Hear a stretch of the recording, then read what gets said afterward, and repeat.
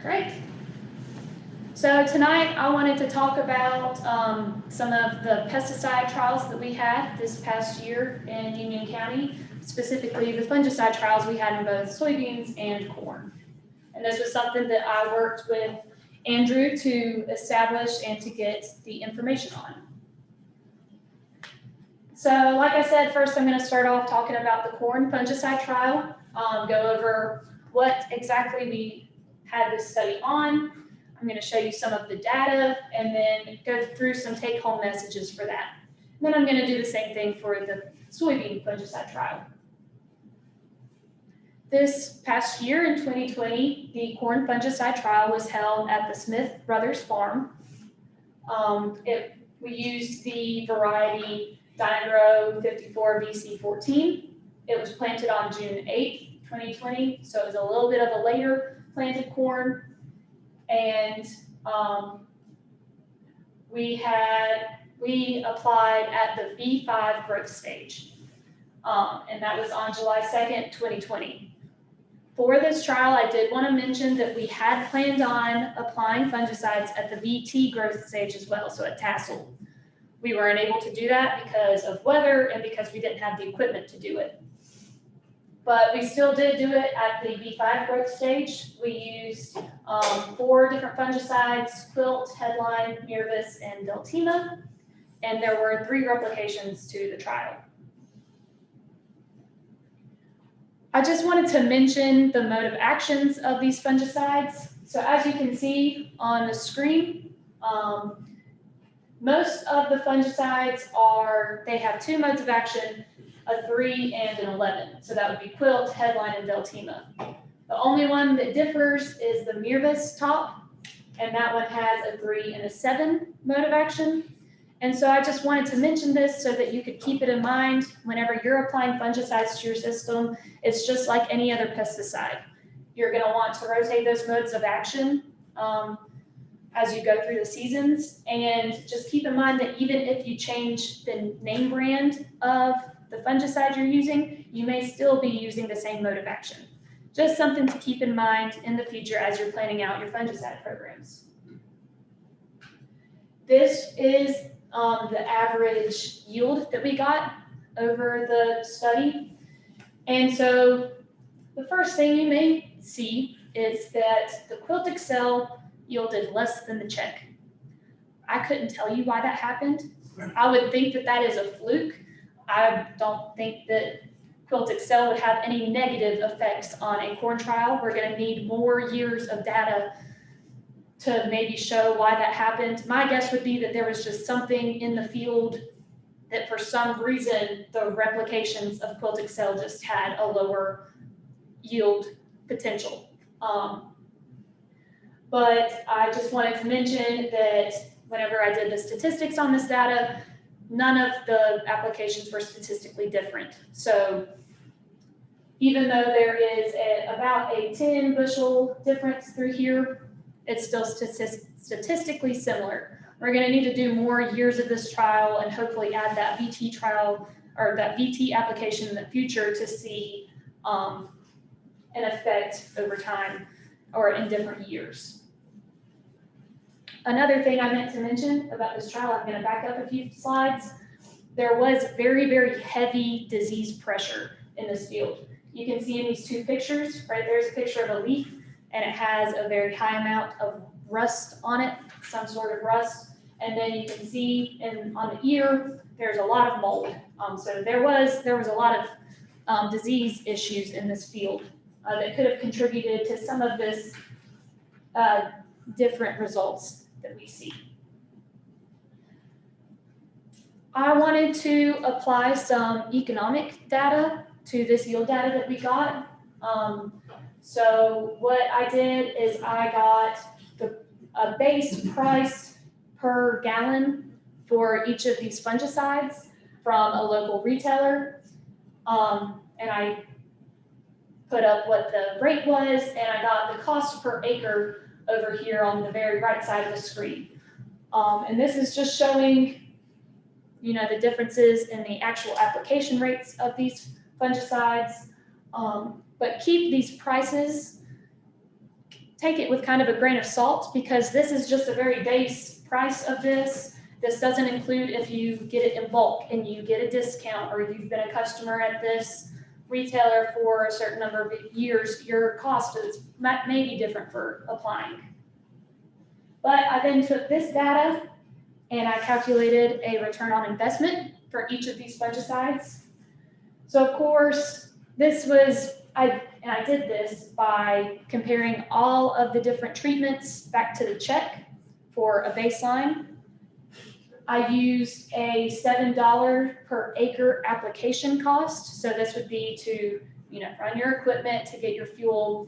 And so that may also be another cost that would be different on your farm. So again, take that with a grain of salt. I also used a price of corn at $6.40 per bushel. This was the grain bid through on the USDA website in Laurinburg on February 26th. And so, as you can see, of course, since Quilt Excel somehow yielded lower than the check in this particular study in this particular year, it does have that large negative return on investment, but I don't want you to take that super into account just because I think that something wonky happened in this field. One thing I did want to point out is this Beltima right here. So I don't know if you remember from a few slides back. Let me back up just for a second. Maybe.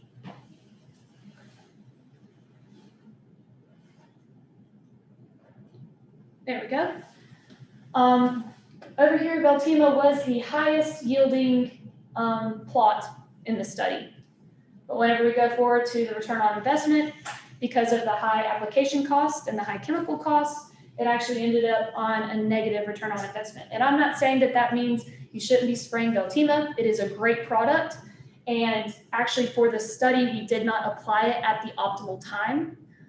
So we probably missed out on a good bit of the disease fighting benefits on it. I just wanted to point out to keep in mind this application cost whenever you're making your fungicide choices, because depending on what your operation is, you may want to keep in mind what your yield potential is and how it can affect your economics.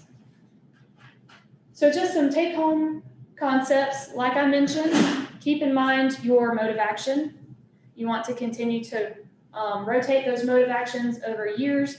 And so look at your label and see what group your fungicide is. Don't just assume if you change your name brand, you're going to change your mode of action, because that could create an issue over time, just like with the herbicides and the weed resistance that Charlie was talking about earlier. I did want to point out that fungicides in most cases can increase your yield potential, which was shown through most of the fungicides. Though in this particular trial, in this particular year, it was not significantly. But they definitely do have a benefit to your crop. The changes that I want to make in 2021, we're going to do the same trial, but we will have the tassel application. We now have the equipment to be able to do this, and it's actually a backpack sprayer that stimulates an aerial application of fungicides.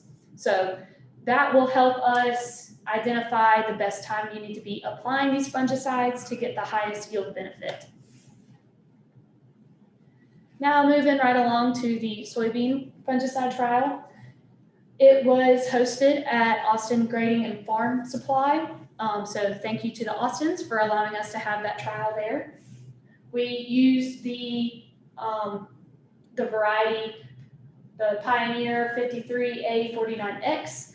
It was planted on June 26th of 2020. I want to mention this was a replant trial. It had been planted earlier in the year, actually before I started this position. And then by the time I started, it had completely rained out, because that's just kind of how 2020 went. And then we replanted it, so it's kind of mimicking a double crop trial since it was planted so late. It did have 4 replications, and for this trial, we did have 2 different application timings. So we applied each of these 5 products at R1 and then applied them at on separate plots again at R3. So again, I wanted to mention the modes of action for each of these products. As you can see, all of the products had a group 3 and a group 11 in their chemistries. Revitec and Mirvis Neo both had an additional mode of action of 7. So we were trying to look at 3 mode of action versus 2 mode of action and what kind of benefit could be there for you, considering the 3 mode of action tends to be a little bit more pricey. Since we did have the 2 different application times, I wanted to share this chart which shows you the average yields separated both by product and by application time. So the bolded varieties up here at the top, so Stratego at R3, Revitec at R3, Mirvis at R1, and Revitec at R1, all are statistically the same, and they're all in the high yielding group. Throughout this study, the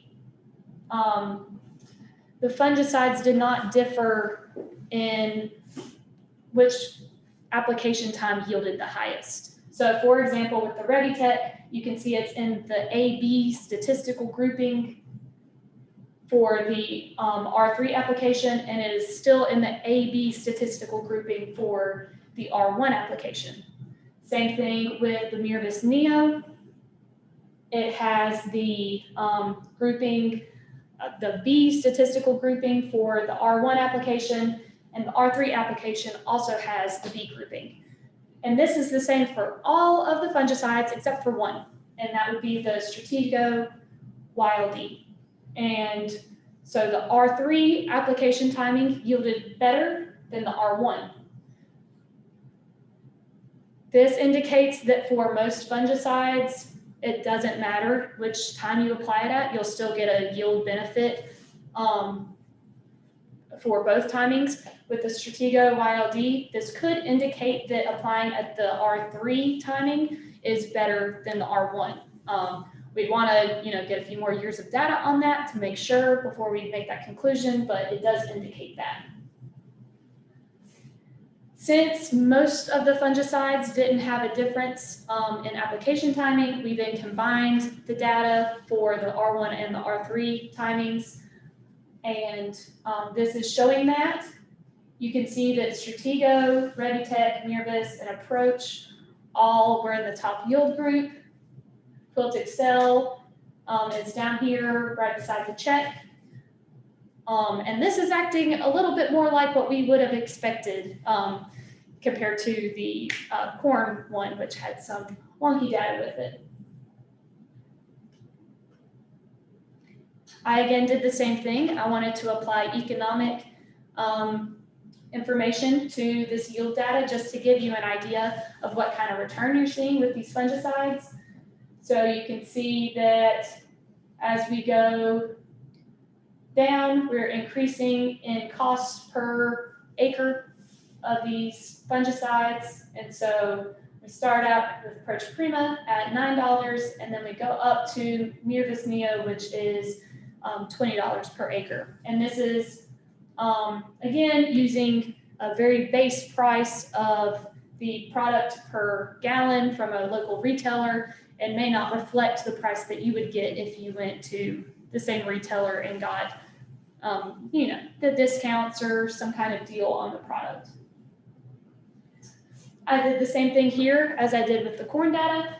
I compared all of the products to the check to see what kind of return on that investment we were getting. I used the same $7 per acre application cost, which may be different for you depending on your operation. And then I used a price of $6.20 per bushel, which was the Laurinburg price on February the 26th. As you can see, Stratego YLD has the largest return on investment, which isn't that surprising because it had the largest yield benefit whenever we looked at the average yields. The only ones that didn't necessarily act the way that you might would think that they would is this Mirvis Neo and the Approach Prima.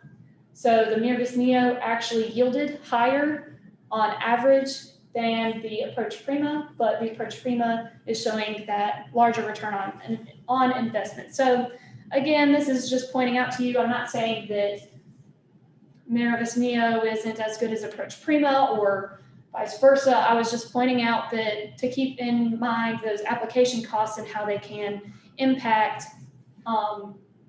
what you're getting out of them. So again, some take-home concepts.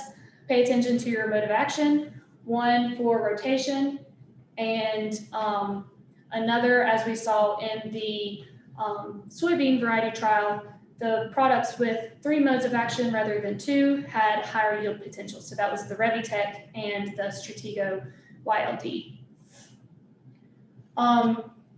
For most fungicides in soybeans, at least the ones that we looked at in this study, you are able to apply the fungicides at the R1 or R3 growth stage and still see the same yield benefits based on this study, with the one exception of the Stratego YLD.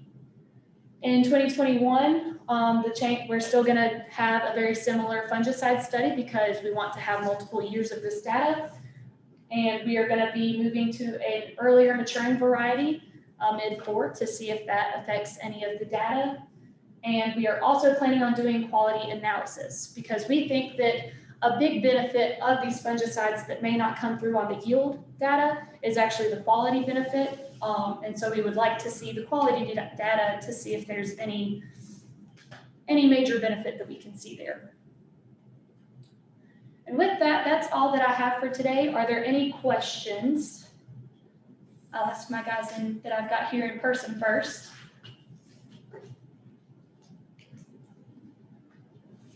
Do both of those tanks, fungicide mixed in with other herbicides?